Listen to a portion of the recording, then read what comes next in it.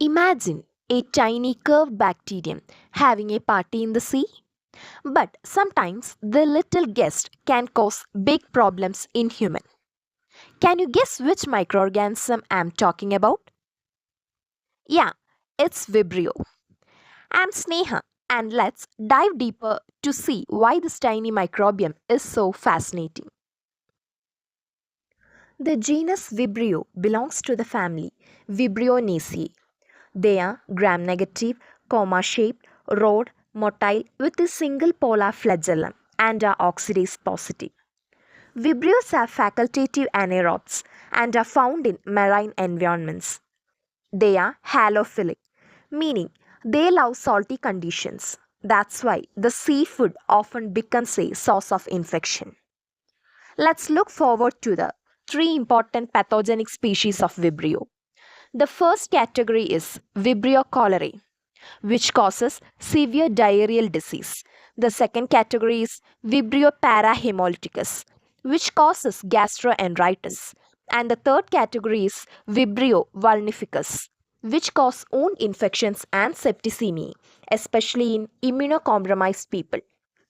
The Vibrio cholerae and Vibrio parahaemolyticus has different biochemical characterization. In case of Vibrio cholerae, they are indole positive, catalase positive, nitrate reduction positive, urease negative, citrate positive, and VP positive. In the case of Vibrio parahaemolyticus, they are indole positive, catalase positive, nitrate reduction positive, urease negative, citrate positive, and VP negative. Let's see how the mode of transmission works. Cholera spread through the fecal oral route, mainly contaminated food or water. The pathogenesis of Vibrio cholerae is different. The Vibrio cholerae produce a powerful cholera toxin which acts on the intestinal mucosa. It increases cyclic adenosine monophosphate levels, leading to massive loss of water and electrolytes, resulting in watery rice water stools. Let's check the laboratory diagnosis of Vibrio. The sample recommended is stool or rectal swab. During direct microscopy, they show motile comma-shaped bacteria. In case of culture, on TCBS agar, yellow colonies appear for Vibrio cholerae. Perform biochemical test for confirmation. Before moving into treatment and prevention of Vibrio, let's take a quick look at the TCBS agar plate.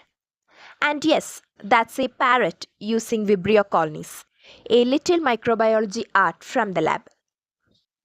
Let's see the treatment and prevention of Vibrio. Immediate rehydration is crucial. Antibiotics like doxycycline or azithromycin may shorten the duration.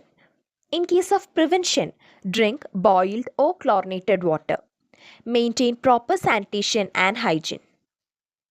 So, next time when you enjoy your seafood, remember the little marine guest named Vibrio. Keep hygiene in check and keep exploring the world of microbiology only on Medical Guruji. Let's crack microbiology together. Thank you and bye bye.